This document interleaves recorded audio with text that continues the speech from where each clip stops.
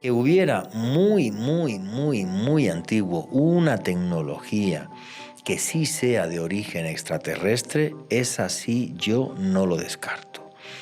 No lo descarto porque luego nos quedaron obras de ingeniería que son una auténtica maravilla y que no hemos sabido capaces de replicar. Si yo cojo la Gran Pirámide y la desmonto, le hago una muralla a Francia de 2 metros por todo el país. Para que te hagas una idea de la barbaridad que estoy diciendo. Y esos Moai, que hay más de 1000, todos miran al exterior de la isla y todos miran a las estrellas.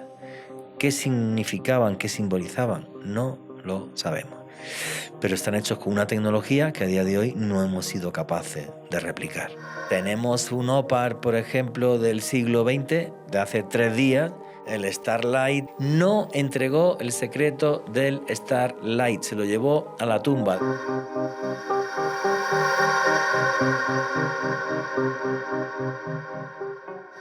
Viajaron en el tiempo, vinieron del futuro, personas que hablaron con nuestros antepasados, dejaron objetos o existió otra humanidad, tal vez más avanzada.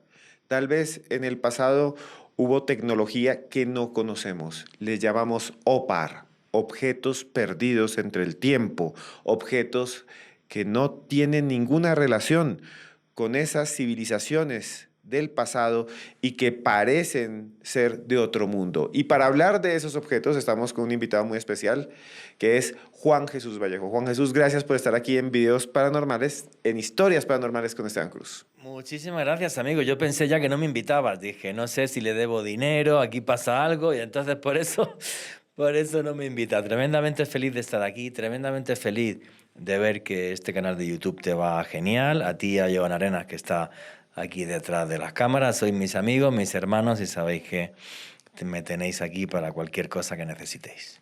Juan Jesús, de verdad, para mí es un honor. Gracias, quisiera decirlo antes de comenzar, porque van a ver cosas increíbles, van a conocer objetos que podrían ser fácilmente del futuro, ni siquiera de nuestra época, y encontrados en yacimientos arqueológicos del pasado o de otros mundos.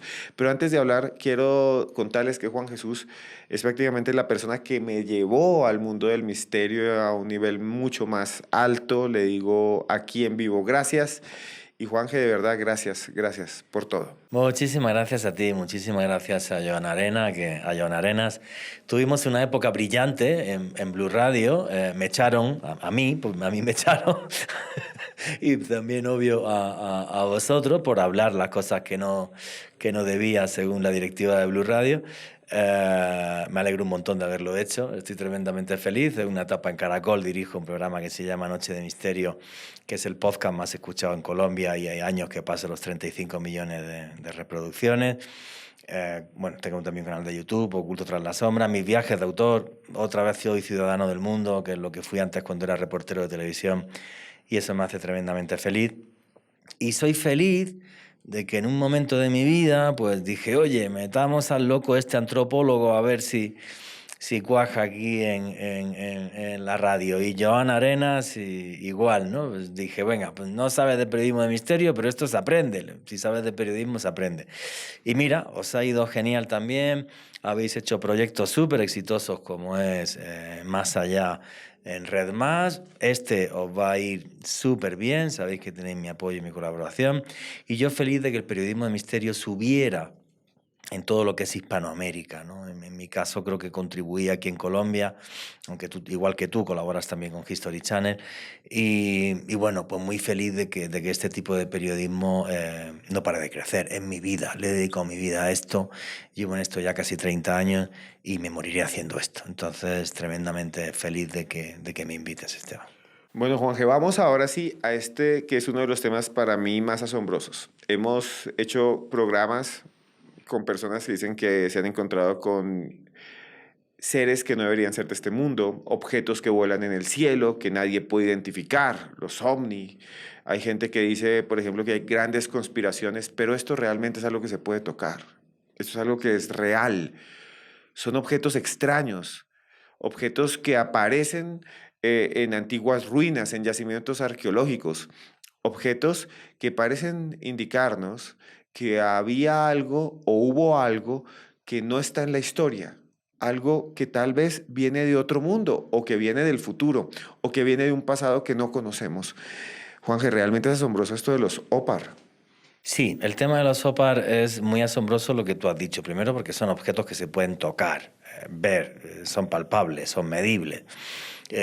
Así que me parezcan directamente de otro mundo, creo que el que más me intriga son, digamos, las piezas de nanotecnología del río Narada, en Rusia. Allí unos mineros rusos intentando buscar oro hace unas décadas, cavando, sacaron pequeñas piezas metálicas, muy chiquititas, ¿vale? Pequeñas piezas metálicas que parecen parte de un engranaje mucho mayor y además con unas aleaciones metálicas muy extrañas, con tungsteno y otro tipo de metales. Y nunca nadie supo explicar aquello, porque no pertenecen a ningún tipo de mecanismo que conozcamos acá. Y luego vete en medio de Siberia a un río a estrellar algo, ¿vale? Entonces, por ejemplo, pues ese es muy curioso, aunque hay muchísimos más, ¿no? Y algunos a nivel arqueológico que nos ponen de relieve también, por ejemplo, que había ciertas tecnologías en la antigüedad que no hemos sido capaces de reciclar. O sea, había conocimientos antiguos que eran superiores a los nuestros y se perdieron. Y eso también me parece fascinante. Y muchos de esos objetos han sido reconocidos incluso por arqueólogos. Vamos a hablar de algunos de ellos. Sobre lo que hablas, que aparece allá en Rusia, realmente estos objetos son asombrosos porque son tan pequeños que se encuentran sobre todo en microscopios. O sea, cuando estos mineros estaban sacando esto, dijeron, vamos a ver qué mineral hay, y lo pasaron por microscopios para ver, ¿será Sí. que hay oro microscópico? Y de repente empiezan a ver tuercas, Oh, espirales. espirales, esto, sí. Espirales, como una especie de artefactos microscópicos que no deberían estar ahí. No, ni se sabe a qué pertenecen, ni se sabe además ni a qué cultura pertenecieron, ni por qué se hicieron, ni por qué manos se hicieron. No se sabe absolutamente nada.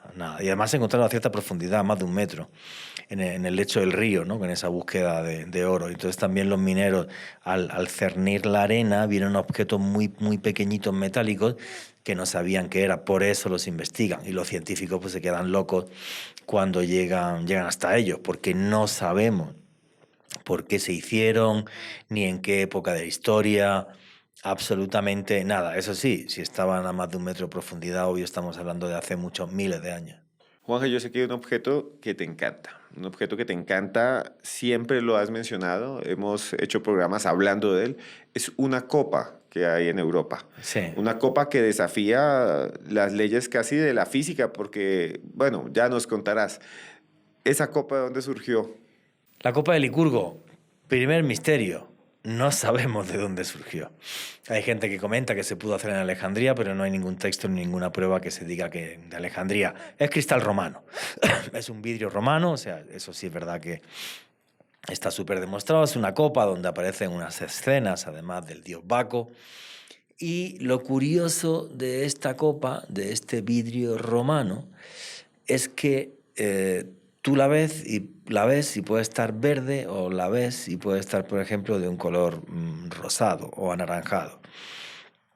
Y esto se debe a porque tiene un polvo de oro y plata de tan fino, que es 1000 veces más pequeño que un grano de sal. Lo he dicho bien. 1000 veces más pequeño que un grano de sal. La copa está datada, tiene 1400 años de antigüedad. Estamos hablando de la Roma ya tardía. Y no se sabe ni quién fue el artesano, no se sabe si hizo más copas como esta, y además tampoco sabemos qué técnica utilizó para poder hacer un polvo tan fino. Porque por mucho que tú tritures el polvo de una forma convencional, no obtienes un polvo tan fino, repito, 1000 veces más pequeño que un grano de sal, las partículas. ¿Cómo fue capaz ese tipo que hizo esta copa de hacer eso? Bueno, y además la copa la ves así, porque si le echáramos líquido, también cambiaría de color, porque la luz ya es distinta. Entonces, es una cosa súper loca. O sea, es una copa que cambia en función de cómo le da la luz o al moverte tú, porque la difracción de la luz ya es distinta.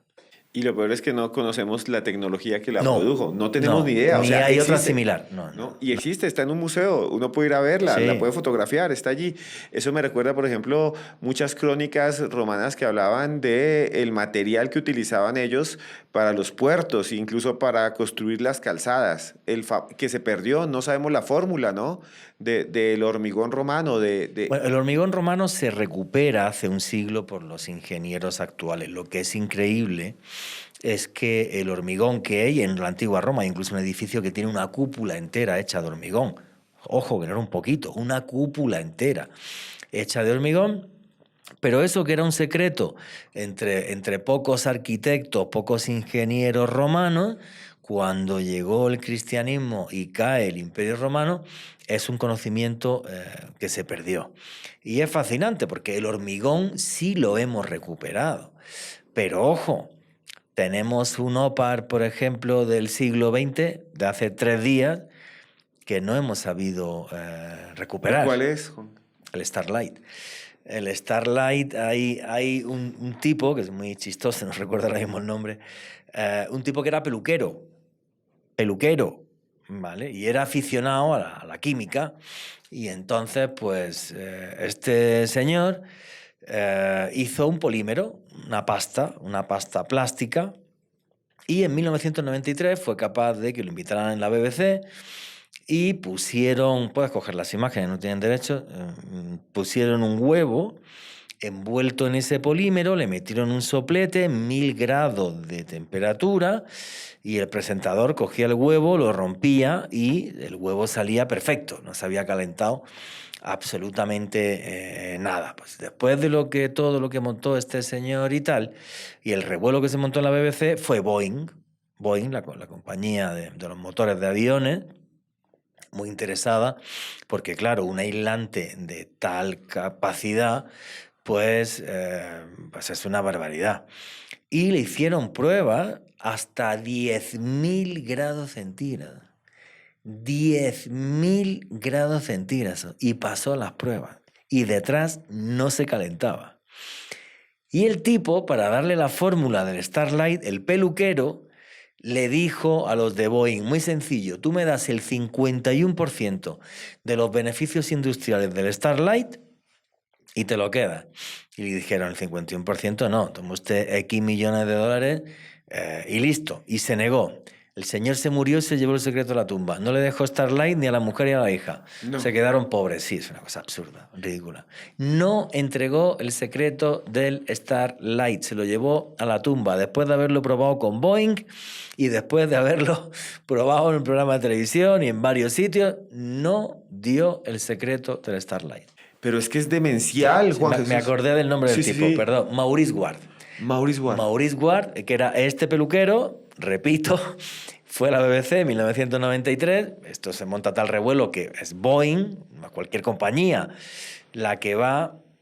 Y verás un artículo de la BBC, pon por aquí el recorte, que dice el secreto que aguantaba, no sé, como 10 veces el calor de Hiroshima, de la bomba atómica de Hiroshima. Lo vas a ver en un artículo de la BBC, que es el medio oficial del gobierno británico, O sea, ¿vale? esto es O sea, realmente... está súper, hiper demostrado. Es una historia real. Puedes ver las fotos del tipo, lo puedes ver en vídeo, lo puedes ver hablando del Starlight, lo que cuentan los de Boeing, lo puedes ver todo. Un peluquero aficionado a la química, Pero en su eso taller de su casa. es realmente demencial, Juan. O sea, un tipo hace esto, tiene la fórmula, la guarda, Sí, y ni por el dinero del mundo, no. ni por amor a la humanidad, ni por su familia. O sea, Dicen en el fondo que, es un desgraciado. Bueno, qué pena. a ver, hubiera pedido 100 millones de dólares y se lo dan. Con 100 millones de dólares yo vivo como un rey toda mi vida. No, él quería miles de millones de dólares. Dicen que el Starlight hubiera cambiado, por ejemplo, la velocidad a la que está avanzando la carrera espacial. Por eso Boeing lo quería, a toda costa. Boeing hubiera pagado muchísimo dinero. No solo Boeing, dicen que incluso la industria militar británica. Hubiese pagado auténticas barbaridades, porque, por ejemplo, como era un polímero, era una pasta, si tú fijabas la pasta, por ejemplo, a un tanque, el tanque se hacía completa, absolutamente imposible de calentar. El tanque es ignífugo, o sea, no va a arder, ¿vale? Porque tú lo calientes. Bueno, si lo calientas en la parte del motor, sí, pero bueno, es difícil que arda un tanque salvo que le metas un bombazo muy grande. Ahora, si le ponías Starlight, podía aguantar una serie de temperaturas absurdas, de mayores de 10.000 grados. Por eso también estuvo interesado el ejército británico. Y no le dio la fórmula del Starlight. Se murió a principios de este siglo, el señor ya viejito, no le dejó ni a la mujer ni a la hija ni la fórmula ni una muestra, nada, chao. Lo Nada. deben odiar. Que lo tienen que odiar bastante. Yo hubiera pedido, no sé, 100 millones, 200 millones, pero hay tiempo de bajar negociando. Pero no, se negó. Se negó. O sea, para que vean el tema de los conocimientos, no solamente en la antigüedad, de quien menos te lo espera. Puede llegar a hacer una genialidad, solo una en su vida, y que eso quede entre muy poca gente, efectivamente. Y ya. Bueno, eso ha pasado muchas veces en la historia, ¿no? Alguien que hace un invento y funciona y nadie le va a dar a veces el crédito, pero nos ayuda a todos lo tenemos con nosotros. Y en algún momento otros historiadores dicen que hay grandes genios de la humanidad, Edison, Graham Bell, que realmente lo que hicieron fue quedarse con los inventos de otros, ¿no? Bueno, sí, Sí. Edison además se llevó a Nikola Tesla, el mejor del mundo. Y Edison realmente no inventaba nada. Edison hacía lo más importante, comercializar. El marketing. Y comercializar. Tenía los contactos para hacer que una patente fuese a la industria y ganar mucho dinero con las patentes. Y era un conocimiento y unos contactos que no tenía, por ejemplo, Nikola Tesla. Que terminó casi loco en una En una isla. habitación de hotel, él solo, y dándole de comer todas las tardes a las palomas, él solo. Y bueno, para la gente que no lo sepa, Nikola Tesla era un señor de origen croata que llega a Estados Unidos de la mano de Edison, y si usted está viendo esto a través de un celular es gracias a Nikola Tesla. Nikola Tesla es el que inventa realmente los teletipos, la forma de enviar por el aire la información, que le roban al pobre hasta el invento de la radio. El invento de la radio se lo dan a Marconi y lo hizo con 12 patentes de Nikola Tesla. Y además, Se le robaron la radio, o sea, la radio realmente es de Tesla, es más, luego también le otorgaron el Nobel a él y tal. Sí, claro, porque era un escándalo, o sea, Marconi lo que hizo fue juntar 12 patentes de Tesla. Tesla inventa el mundo de hoy día. Tesla hablaba de que veía un mundo donde la robótica haría las cosas por nosotros, donde el hombre ya no trabajaría. Él odiaba la guerra porque de niño se crió entre guerras, y entonces pues uno de los grandes misterios que rodean a Tesla, porque cuando Tesla muere, quien entra a la habitación de Tesla es el FBI y se lleva todos los documentos que tenía Tesla. Ahora que el FBI supuestamente ha devuelto todos los documentos al gobierno croata, cosa que yo no me creo, porque, por ejemplo, Tesla habló de que él era capaz de hacer una cosa que se llamaba el rayo mortal. El rayo mortal era un pulso electromagnético capaz de derribar a los aviones porque les apagaba los motores. Tesla hizo cosas realmente prodigiosas. El tubo de neón que tenemos hoy día se lo debemos a Nikola Tesla. La corriente que tenemos hoy día, la corriente alterna, se la debemos a Nikola Tesla. Si tenemos un celular, se lo debemos a Nikola Tesla. Si vemos la televisión, se lo debemos a Nikola Tesla. O sea, un genio del que no se habló hasta hace relativamente pocas décadas, porque el tipo era un friki que vivía solo, nunca tuvo relación así nunca tuvo novia, ni se casaba, decía que es una pérdida de tiempo. Se obsesionó, por ejemplo, con que, claro, Nikola Tesla crea la primera central eléctrica del mundo, que es en las cataratas del Niágara. Y él dice, el movimiento del agua nos va a dar energía y va a transformar el mundo. Como era un bohemio, dijo, no le podemos poner precio al movimiento del agua.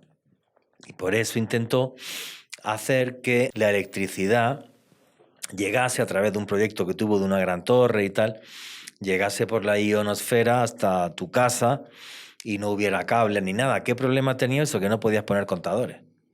Entonces, al no poder poner contadores, pues claro, todo el mundo dijo, vete al carajo, que esto no da plata, que lo que nos interesa es la plata. Todo un personaje, todo un personaje. Y no sabemos realmente Juan, eso es como siempre en todo lo que todos nuestros inventó. programas en los que hemos hecho juntos, a veces se tiene preparado algo y terminamos yéndonos a otro lado, pero que termina genial, o sea, termina genial. Y es que tiene que ver algo un poco el asunto de los OPAR con Tesla, porque él diseñó un mundo que es el que vivimos, pero muchos dicen se lo robaron otros y quién sabe qué más. No, el problema es que no sabemos todo lo que Exacto. inventó Tesla, porque el problema de Tesla es que no empezaba con un papel y un folio a hacer fórmulas matemáticas y dibujos, no.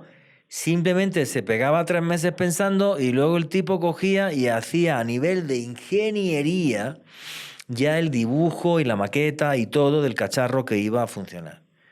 Ese es el tema de Tesla. Por eso es tan difícil de investigar su legado, pero el tipo fue un genio. Pero Juanje, saliendo ya de Tesla y volviendo a grandes inventos del mundo o objetos que todavía no tenemos ni idea cómo llegaron ahí, hay algo que siempre también estoy seguro que te ha interesado muchísimo porque lo he escuchado todo el tiempo. Cuando hablas, por ejemplo, de la famosísima Terra Preta.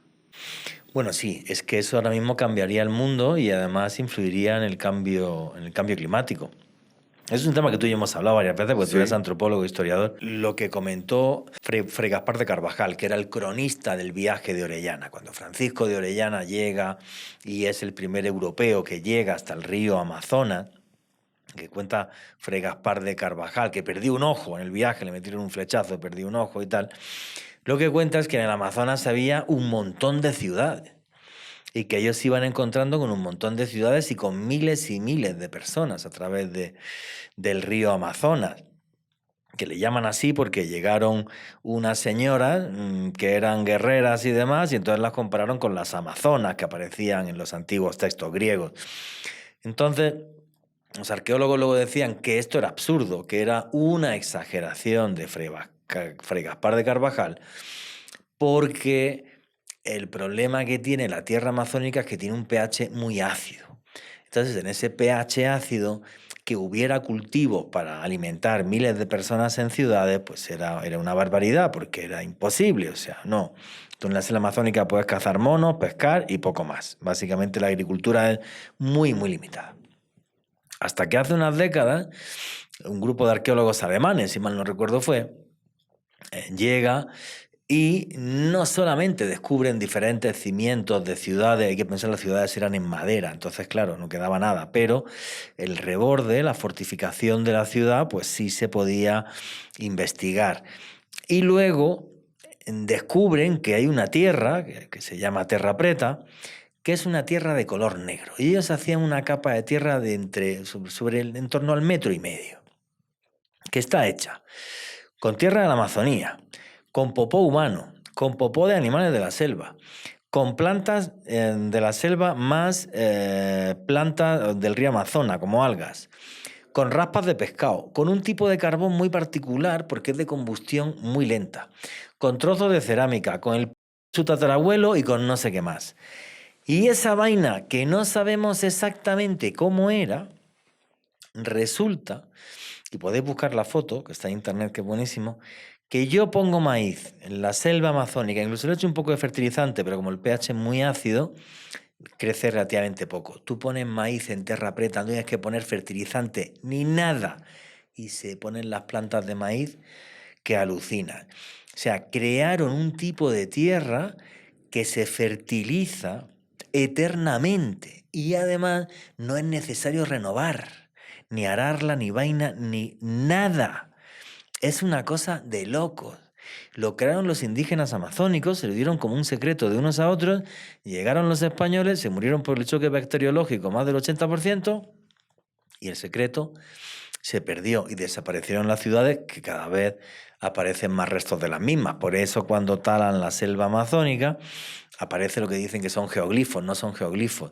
Lo que son es las cercas de grandes ciudades y de ciudades que estaban interconectadas y había calzadas en la selva amazónica, había absolutamente de todo. O sea, había como sus carreteras, entre comillas.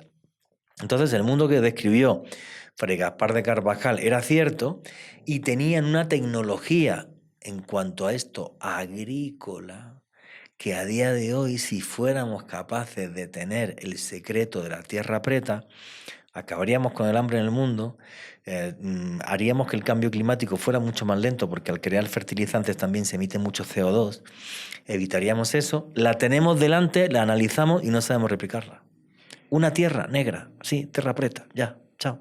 Y es que eso, Juanje, realmente cambiaría el mundo, pero también ha cambiado el mundo últimamente con lo que tú dices, que se han encontrado estas ruinas o estas marcas de lo que fueron grandes ciudades en la Amazonía, Sí.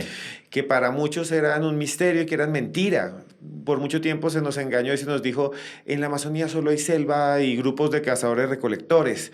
Y había historias del pasado, por ejemplo, la famosísima Ciudad Z, ¿no? Estos investigadores que fueron allá a buscarla, Percival Fawcett. Percy Percival Fawcett. En 1925. Eso, Percival Fawcett, que en 1925 fue allá y decía que se perdió, además desapareció. Nunca apareció. Por allá en Brasil dice que lo tienen en el Museo de Sao Paulo los huesos, pero nunca se ha podido confirmar. Y entre los textos decían que había encontrado incluso arañas del tamaño de un perro, decían en los textos de la Ciudad Z. Pero también hay otros mitos como el antiguo Paititi, ¿no? Las ciudades perdidas, el mismísimo Dorado y la ciudad de los Césares más al sur, llegando a Argentina, Patagonia. Tal vez detrás de estas ciudades sí había una tecnología superior, civilizaciones perdidas, ¿no? Podríamos... Sí, claro, pero civilizaciones perdidas, madre mía, si nos metemos en eso habría que irnos a la Atlántida, que es la clave, ¿no? Porque como decía Platón en el Timeo y en el Critias, y describe, él cuenta cómo Solón el Sabio se va hasta Sais, hasta una ciudad en Egipto, y en Sais, los sacerdotes de Sais le dicen cómo había antes una tierra donde hombres y dioses convivieron juntos con una tecnología que era muy superior a lo que nos podíamos imaginar. Y de esto nos habla Platón en estas obras. Los egipcios, y en los textos egipcios se habla del Amená, la tierra de los antepasados. Igual, donde hombres y dioses vivían juntos. En este caso, imagino cuando se habla de dioses egipcios de aquella época, los famosos Ensuor, los hijos de Horus, que les decían del dios halcón, que les decían también los resplandecientes, porque cuando se elevaban y se movían daban luz, como los ovnis hoy día. Entonces, que hubiera muy antiguo una tecnología que sí sea de origen extraterrestre, es así, yo no lo descarto. No lo descarto porque luego nos quedaron obras de ingeniería que son una auténtica maravilla y que no hemos sabido capaces de replicar, como por ejemplo la Gran Pirámide de Keops, en Giza. Que vamos, yo no creo que le hiciera Keops, le han puesto la de Keops, pero yo no creo que fuera de Keops, porque las pruebas arqueológicas que hay en torno a la pirámide nos echan mucho más tiempo atrás. Entonces, el tema es ese. ¿Pudo haber en la antigüedad una tecnología muy superior a la nuestra que fuera de un origen no humano? Yo no lo descarto. Y, a ver, nadie ha sido capaz de explicar cómo se hizo la Gran Pirámide. El mayor ópar del planeta Tierra es la Gran Pirámide de Keops. Porque la Gran Pirámide en Giza mide 137 metros de altura, ahora mismo medía 146 metros, 220 metros de lado, más de 2,5 millones de bloques de piedra. Además, a una altura enorme, como prácticamente a 100 metros, llevaron losas de granito de más de 150.000 kilos. Pero no solo eso, para que tú te hagas una idea, lo grande que es la Gran Pirámide, que para mí es el mayor ópar del mundo, si yo cojo la Gran Pirámide y la desmonto, le hago una muralla a Francia de 2 metros por todo el país. Toda Francia. Francia no es pequeño. Para que te hagas una idea de la barbaridad que estoy diciendo. El otro día hablaba con Alejandra, con mi mujer y tal, ¿no? Pues ahora me voy a Egipto en pocos días y me decía, no, pero es que yo he visto pirámides en otros sitios, en América y tal, pero como la Gran Pirámide, es que es verdad. O sea, es que es muy enorme, muy grandísima. ¿Con qué tecnología hicieron eso? Movieron piedras de entre 3.000 y 5.000 kilos. ¿Y cómo coordinaron toda esa gente para hacer algo así? Con una tecnología que desconocemos. con una tecnología que sí me evoca a esos mundos antiguos, como es, por ejemplo, la Atlántida, que además, ya te digo, los mismos egipcios hablan de esto. Pero es que es más, o sea, por ejemplo, la única prueba de carbono 14 que se pudo hacer en la pirámide, que es con una vara de cedro que se encontró allí, un arqueólogo que se llamaba Dyson, un arqueólogo escocés, la famosa reliquia de Dyson, que es lo único que se encontró en la pirámide, una bolita y un gancho y tal, y esta vara de cedro que apareció hace pocos años en Escocia, en la universidad en la que él trabajaba, en una caja de puros. Supuestamente la pirámide es del en torno al 2500 antes de Cristo, cuando gobierna Keops. Sin embargo, la prueba de carbono 14, la única que se ha hecho, es del 3300 antes de Cristo, cuando todavía no existía ni el primer faraón, que era Narmer. ¿Cómo explicas esto? Juanje, hay una cosa demencial de esto también, de lo que pasa en Egipto, que tú has recorrido y que sigues haciendo viajes y que pronto pueden ir contigo, te pueden buscar. En mi página web www.viajesjuanjesusvallejo.com ahí tienen toda la información de mi viaje. Ahí te encuentran para que vayan a Egipto contigo. Hay una cosa que siempre me ha llamado la atención y tú decías, la pirámide es el gran Opar de Egipto. Sí, por mucho hay tiempo, varios más, si quieres hablar de ello, hay varios más. y por mucho que se ha dicho en la historia y por mucho que se ha intentado explicar, muchas de las versiones oficiales son realmente más demenciales que decir esto. Decir, por ejemplo, que son tumbas cuando Sí. no hay ninguna prueba. No, por ejemplo, a ver, la única pirámide que se encontró realmente, que se excavó y estaba intacto, el pasillo, todo, o sea, se rompieron los sellos, igual que en Tutankamón, fue la de Senhenhet. Y la de Senhenhet, además, fue el mismísimo Nasser, el presidente de Egipto, claro, pues era noticia mundial. Cuando rompieron el último sello y entraron a la cámara sepulcral, no había nada. ¿No? No había nada, No. absolutamente nada. O sea, no había momia. No había momia, no había no había nada, nada de nada, no había nada, nada. Es un misterio, porque Sí, nada, no encontraron absolutamente nada. Y además, Egipto, ya te digo, o sea, a ver, cuando tú ves Egipto, tú ves el Egipto normal y luego aparte la cuarta dinastía. La cuarta dinastía lo que nos dejó es una cosa muy asombrosa, muy absurda, muy tremenda, que nos impacta, que parece una obra de otro planeta, ¿vale? Entonces, no solamente, por ejemplo, esta prueba de carbono 14 no encaja con la antigüedad de la Gran Pirámide, sino la teoría oficial, que es la teoría de la rampa, bueno, teoría oficial, ex teoría oficial, ya nadie se pone con eso. Y todo esto porque encontraron unos dibujos de que efectivamente tú en un trineo de madera, si a la arena le echas agua, pues se puede mover relativamente fácil. Sí, ahora ponte a hacer rampas en torno a la pirámide, repito, con 220 metros de lado, para ir poniendo piedras durante 20 años, 2,5 millones de bloques de piedra, que es como una piedra cada 20 segundos, una cosa así, una cosa absurda. Y luego, por ejemplo, en la parte superior de la pirámide, donde está la cámara del faraón, llévame piedras de 150.000 kilos de granito rosa que vienen de 1.000 kilómetros de Asuán. Muévete 150.000 kilitos y me lo subes a 100 metros de altura por la rampa. Venga, chavalote, tú que eres un crack, ¿vale? Sin grúas y sin nada. O sea, es absurdo. Entonces la teoría de las rampas ya se dejó, hace tiempo que se dejó. Y todavía sigue diciendo la gente a veces que no, que es con rampas. Y hay un discurso oficial. Hasta vemos las imágenes, ¿no? Los dibujos de las rampas. No, ni existen esos dibujos ni nada. Hay varias teorías de palancas, por ejemplo, Sí. que fueron subiendo Me refería a los dibujos de los libros de historia, Sí. de las caricaturas.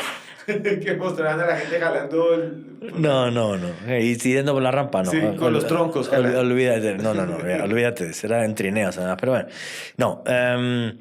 Luego tienes, por ejemplo, la teoría de las palancas, ¿no? Con una serie de suponiendo palancas y tal, historias, pues ibas subiendo y ibas llevando las piedras. Luego surgió una de poleas que era interesante, porque sí se encontró, en la zona arqueológica de Giza, se encontró una pieza que era un semicírculo de madera grande, de forma que si tú ponías varios semicírculos en torno a una piedra y enrollabas una cuerda, al tirar de la cuerda la piedra se mueve. Eso es cierto. ¿Explica eso la construcción de la Gran Pirámide? No. cómo suben las piedritas de 150.000 kilos arriba. 150.000 kilos y es posible que haya más grandes, ni siquiera lo podemos saber. No se han hecho pruebas de georradar en condiciones dentro de la cámara del faraón.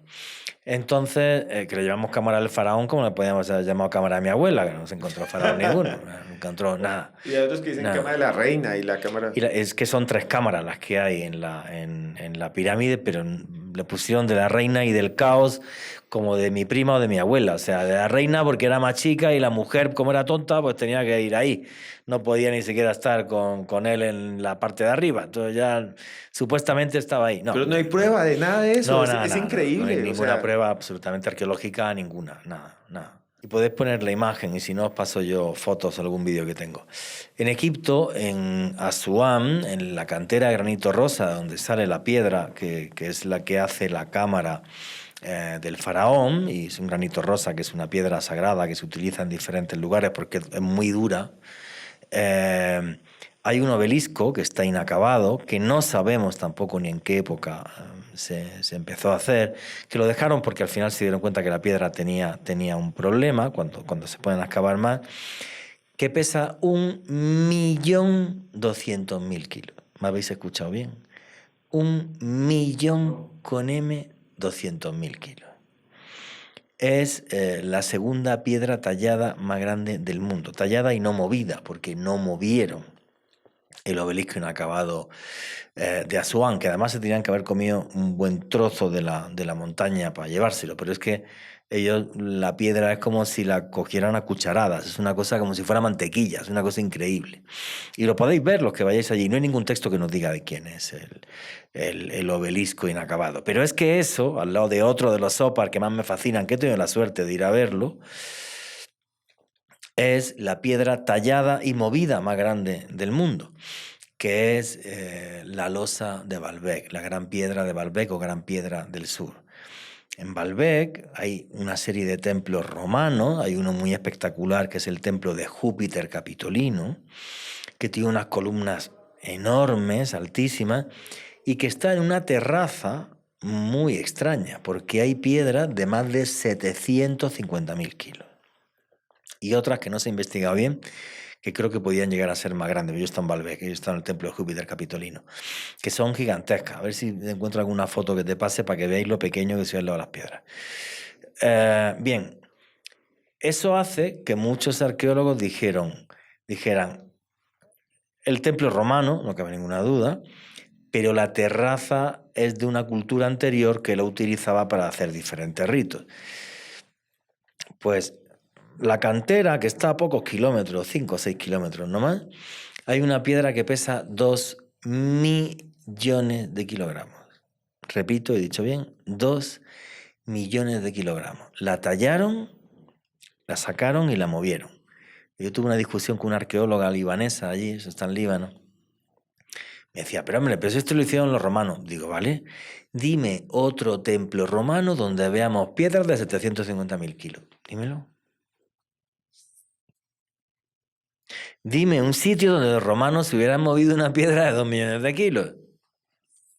Los romanos, cuando construían, que construían de una forma maravillosa, hacían piedras mucho más pequeñas y las movían con suma facilidad y luego le metían argamasa y ya, y listo. Se acabó, y se hicieron el circo romano y muchas cosas, pero no movían piedras de 750.000 kilos y las elevaban X metros porque sabían que era un esfuerzo absurdo, no era necesario para hacer cimientos, tenían hasta hormigón. Y Juanje, tú que vives a Egipto, al Egipto antiguo en tus venas, tú que has recorrido las dunas, que has ido hasta el extremo sur, tú has ido hasta el extremo Hasta sur. la frontera con Sudán. Hasta la frontera con Sudán, donde hay unas increíbles también pirámides en Sudán, las pirámides Sí. perdidas de Sudán. Sí. Tú que has conocido todo esto, hay algo realmente asombroso que siempre me ha llamado mucho la atención y es una pieza arqueológica que es nada más y nada más que un huevo, es un huevo de avestruz que tiene dibujada en su superficie a las pirámides. Sí, señor. Tiene dibujado el río Nilo y 3 pirámides a su izquierda. Es un huevo que está en el Museo Nubio, en Asuán. Entonces, el problema es que el huevo es muy anterior a la datación oficial de las pirámides. El huevo tiene como 6.000 años, es también de culturas predinásticas, de culturas anteriores a los faraones, pero ahí están las 3 pirámides clarísimas. Esa sería una de las pruebas arqueológicas que nos indicaría que la Gran Pirámide es anterior al tiempo que nos dicen y que no tiene que ver ni con la cuarta ni dinastía ni con Keops. Y además otro hecho muy curioso, y es que en la zona arqueológica de Giza, cuando tú ves las 3 pirámides, al final hay una esfinge que tiene cuerpo de león y cabeza humana. Hace ya unas décadas fue hasta allí el geólogo norteamericano Robert Schoch, y Robert Schoch hizo una serie de pruebas geológicas en torno a la esfinge de Giza. Y él dijo, yo no soy arqueólogo, pero soy geólogo. Si hay desgaste en la piedra, sí lo puedo medir. Y había desgaste en 2 sitios clave. Uno es en la nuca de la esfinge, porque el Yamsim, el viento del desierto, suele soplar siempre en la misma dirección. La esfinge, si tú no la excavas y la barres y tienes cuidado, la esfinge en 30 años ya solo se ve la cabeza.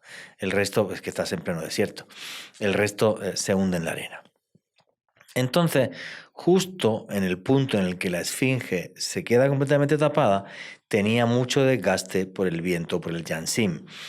Y es curioso porque el tipo dijo, pues si la dureza de la roca es X y le faltan tantos centímetros, y le dio la cosa como 7.000 a 8.000 años antes de Cristo. 7.000 a 8.000 Sí, años antes de Cristo. antes de Cristo. Y luego además hizo una segunda prueba geológica, que es que al fondo del foso de piedra en el que está la esfinge, porque toda la meseta de Giza es roca pura, al fondo del foso hay unas rayitas así que son por erosión por agua, que es por haber pasado agua por ahí. Y hizo también la prueba geológica de la erosión del agua en la roca y le dio también como 7.000 a 8.000 antes de Cristo. Y entonces lo que dijo Robert Scott es, me podéis cantar misa en arameo, pero esto no tiene nada que ver con la cuarta dinastía. No sabemos además, ni ningún texto nos dice quién hizo la esfinge.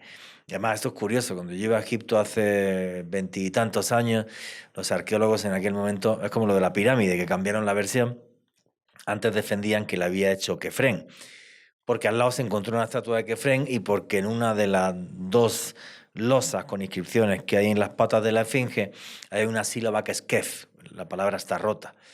Ya han llegado al acuerdo de que obviamente no es de Kefren, es absurdo. Es más, la estatua que hay de Kefren de Diorita, donde se ve su cara bien clara, Fran Domingo, que era un reconstructor de rostros de peleas criminales y tal en Estados Unidos, comparó los 2 rostros, el de Kefren y el de la esfinge, y dijo, si era el mismo hombre, uno de los 2 escultores era un incapaz, porque no es la misma persona. Y esto nos cambia la historia otra vez. Sí, claro. Nos cambia la historia otra vez. Nos tenemos que ir hace miles de años a una tecnología imposible que no sabemos de dónde viene, o sí, del Amenta, la tierra de los antepasados, la Atlántida. Tecnología que para nosotros hoy en día es común y corriente, pero que en el pasado solo se encuentra en algunos momentos históricos. En momentos históricos y en sitios muy puntuales, Sí. como es Egipto o como por ejemplo el Líbano. Hombre, Oriente Medio es una maravilla. Oriente Medio, ten en cuenta que todo comenzó ahí. Entonces, bueno, comenzó ahí por ahora, por Göbekli Tepe, que son unos templos que tienen de 1.000 años de antigüedad, 12.000, perdón. Pero porque a lo mejor empezó antes en Indonesia, con las pruebas arqueológicas que hay. Que es nada más y nada menos que la Gran Pirámide de Gudum Padán. Gunung Padam, ahora mismo la datación que hay gracias al Georradar y a un equipo multidisciplinar de científicos indonesios nos está llevando a hace 30.000 años. Eso es absurdo, porque estaríamos hablando de una humanidad que vivió en la glaciación, en la época glacial. En la época glaciar, Sí. correcto. En una zona de selva que a lo mejor no hacía tanto frío, se podía vivir un poquito mejor, porque es una zona tropical, pero estaríamos hablando de hace 30.000 años, en plena era glaciar, cuando salía se había mamut y vainas de estas por Europa, y aquí había mastodontes en Bogotá. Pero no puedo decir cuál, Tengo un amigo mío que ha estado allí, me ha enviado imágenes. Están investigando otra pirámide en Indonesia que están hablando de 50.000 años de antigüedad. Y eso cambiaría la historia, Bueno, totalmente. Gunung Padang ya cambia la historia. Si la otra tiene 50.000 o no, la remega cambiaría.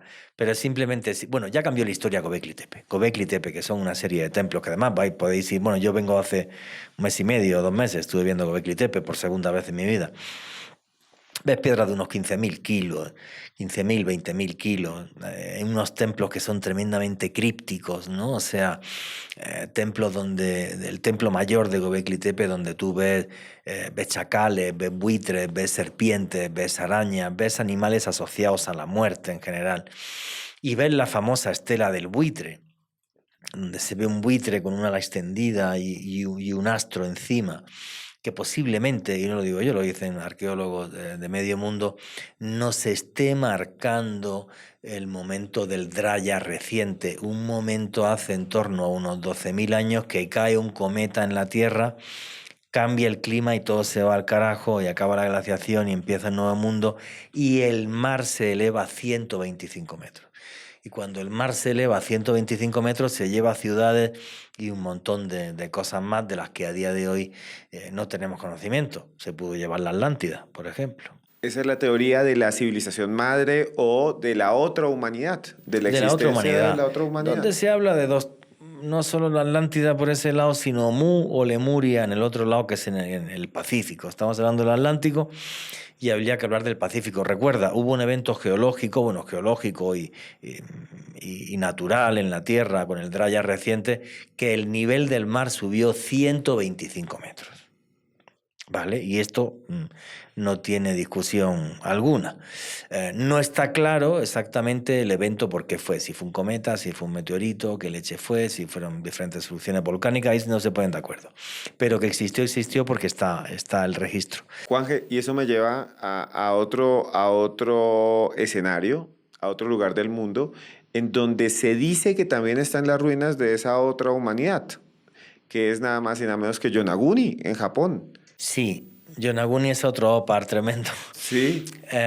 Yonaguni, que es una isla de Japón, hace no tantos años, hace relativamente pocos años, unos buceadores japoneses encontraron una serie de plataformas que están a 20 metros de profundidad, para ser exacto. Y pues empezaron a discutir y a hablar de si eso era natural o artificial.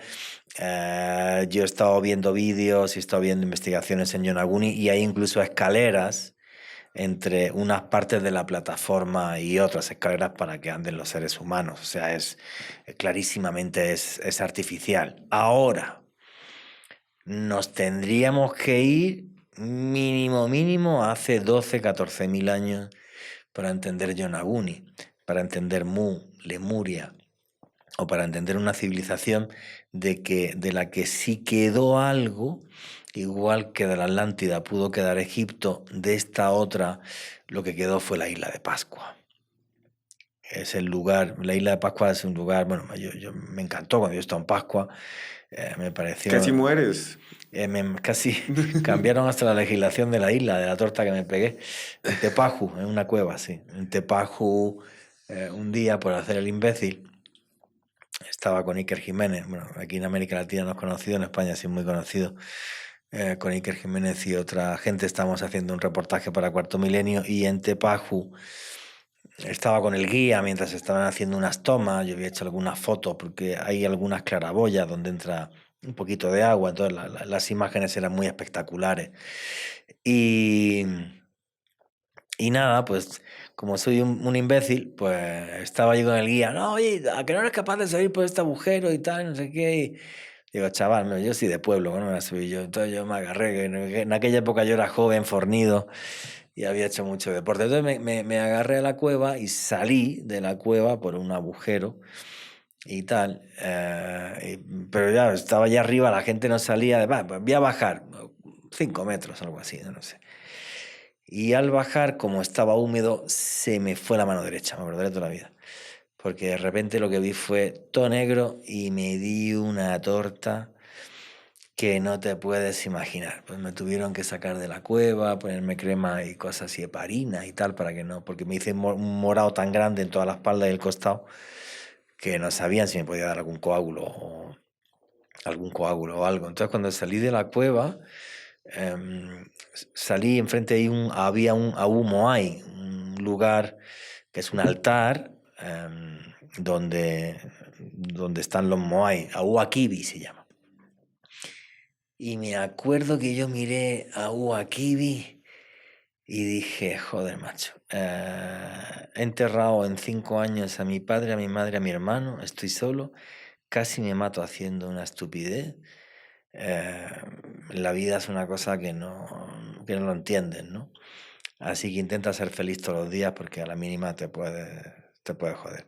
Tal torta me pegué que ahora para entrar en la cueva, en Tepaju, hay que ir con casco y con guía, si no te Cambiaste dejan. la ley. Cambié la ley en la isla de Pascua de la torta que me pegué. Y luego estuve entrevistando a Edmundo Edwards, que me estuvo contando. Edmundo Edwards, el antropólogo más conocido quizás de Pascua, sobre todo porque hizo la relación entre los Moai y las estrellas. Y él me comentó el tema de los tatuajes maoríes, que el 100% de los hombres van tatuados y de las mujeres, porque los maoríes ven el mundo de una forma dual, el mundo en que vivimos, y cuando mueres es el inframundo y el mundo de los dioses. Entonces, para poder reencarnarte tienes que escribirte tu vida con símbolos mágicos. Entonces, por eso me hice este tatuaje, que no sé si se ve algo por ahí o no.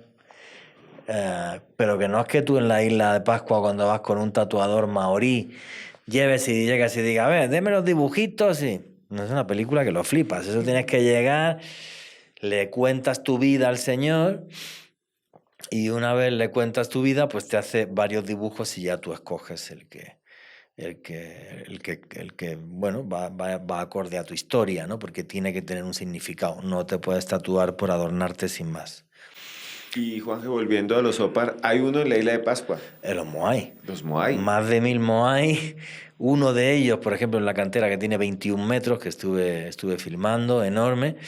¿Y qué es lo que no se entiende de los Moai? Son de piedra pómez. Es una piedra muy fácil de tallar. Es una piedra muy, muy, muy, muy fácil, muy fácil de rayar. Entonces, mm, lo fácil era haber sacado los Moai un cilindro de piedra pómez, lo llevas rodando súper fácil, tío. Lo plantas, lo tallas y te queda niquelado. Pues no. Ellos tallaban los moai en Rano Raraku, en la cantera. Tallaban los moai y les ves perfecta la cara, la nariz, las manos, todo. Y luego los llevaban, según las tradiciones de la isla, gracias al maná, a una energía que movían los sacerdotes que a través de sus cantos y de la vibración, la piedra levitaba. Porque los moai, la piedra es tan frágil que solo con amarrarlo con soga y moverlo, lo rayas. Y no están rayados. No tienen deterioro de nada. O sea, es una cosa absurda. Los plantaban, les abrían en un ritual las cuencas de los ojos, les ponían guijarros y piedras de coral para que pareciese un ojo humano y les tallaban en la espalda un lazo ceremonial muy similar al Ankh, a la llave de la vida egipcia. Fíjate qué cosa tan loca. Y esos moai, que hay más de 1000, todos miran al exterior de la isla y todos miran a las estrellas. ¿Qué significaban, qué simbolizaban? No lo sabemos. Pero están hechos con una tecnología que a día de hoy no hemos sido capaces de replicar. Y esto es sorprendente, Juanje, tú que has viajado por todo el mundo, también hay tecnología extraña que para muchos refleja computadores en la antigüedad, como el mecanismo antichitera. Antiquitera. Ese para mí es el gran Opar de todos los tiempos. Que se ha puesto de moda ahora por la última película de Indiana Jones, que estuvo bien, me gustó. Sí, sí, sí. Y realmente, bien, la máquina antiquitera es un mecanismo posiblemente de algo más grande que no sabemos qué es. Apareció en un barco griego, tiene más de 2000 años y es algún tipo de astrolabio, de algo, se ha hablado para mirar las estrellas, mucha hipótesis, pero certeza no tenemos ninguna. ¿Para qué utilizaron eso los antiguos griegos? No lo sabemos. No lo sabemos para absolutamente nada. Juanje, ese mecanismo me recuerda, por ejemplo, ese lente que se encontró en Mesopotamia, Nimrud, la lente de Nimrud, sí. que incluso dicen que puede haber sido un arma, ¿no? Como una especie de arma. Bueno, una lupa podría también calentar y haber hecho que ardiesen cosas. Y lo que tampoco sabemos es cómo en Oriente Medio y en Egipto eran capaces de pulir y dejar así el cristal de roca. Pulían y dejaban así el cristal de roca y hacían lentes. Y además, recuerdo algún libro, creo que de Graham Hancock, hablando de que había varias decenas de lentes de cristal de roca en el Antiguo Egipto. Y en tus viajes a Egipto, ya que hablas del Antiguo Egipto, ahí hay un objeto que se ha vuelto famosísimo, que es el famoso pájaro de Saqqara. Bueno, el pájaro de Saqqara, porque efectivamente, si tú querías imitar un pájaro, le tenías que haber puesto la cola como la tiene, así, no así como en los aviones, ¿vale? Entonces, realmente el pájaro de Saqqara es una maqueta de lo que podría ser un avión, porque tiene la cola y volaría como si fuese un avión, sí. El pájaro de Saqqara y muchas cosas más.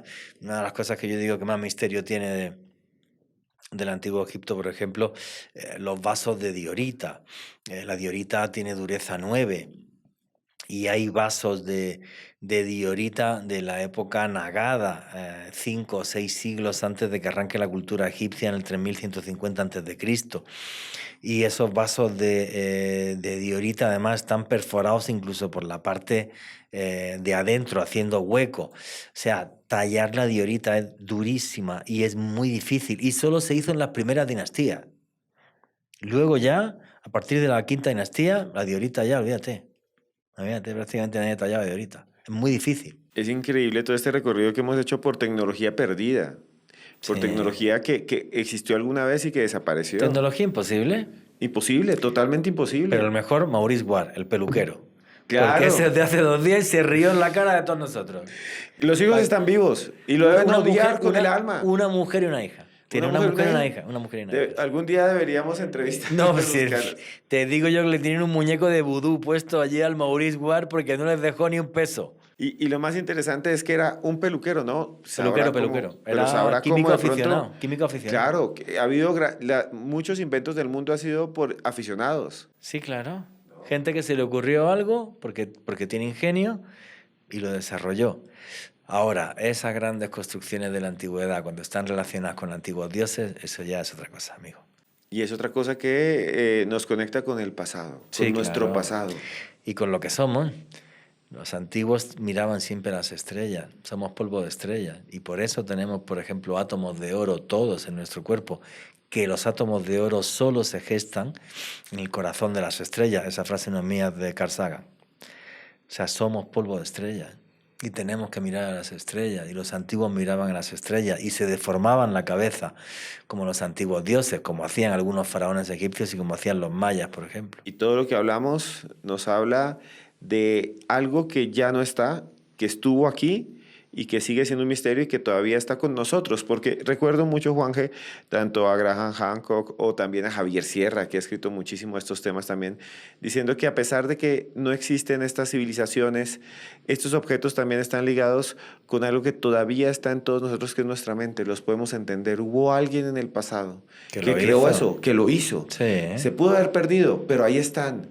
Están en museos y quién sabe qué más hay perdido. Y hemos recuperado, por ejemplo, el hormigón, que lo crean los romanos, el acero de Damasco, que era uno de los aceros más importantes que había en la Edad Media. Bueno, el acero más importante de la Edad Media junto con el acero de Toledo. Y el acero de Damasco es una fórmula, es un acero de color negro. Es un acero, la fórmula se perdió hace muchísimos siglos. La Universidad Complutense de Madrid afirma haber recuperado la fórmula del acero de Damasco. No sé si en la misma exactitud o no. Yo que colecciono cuchillos y espadas, ya lo sabes, que hasta una vez me llevaste a tu programa de televisión, a Más Allá, a hablar de esto. Ya me encantaría comprarme una espada de acero de Damasco de la Edad Media, pero se me va de presupuesto por ahora. Bueno, Juanje, ya estamos terminando.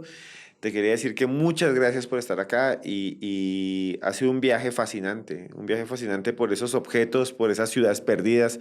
Empezamos hablando de Opars y terminamos hablando del acero de Damasco, que es otro Opar, porque Es está otro OPA, perdido. ¿no? Es otro OPA, efectivamente. Es un objeto fuera de tiempo, sí. Y nos faltó hablar de muchas cosas. Después nos volveremos a ver para hablar de la Esfinge, por ejemplo, Lo que quiera. o hablar del fenómeno OVNI, que tanto le Me gusta a la gente. apasiona. Sabes que me apasiona.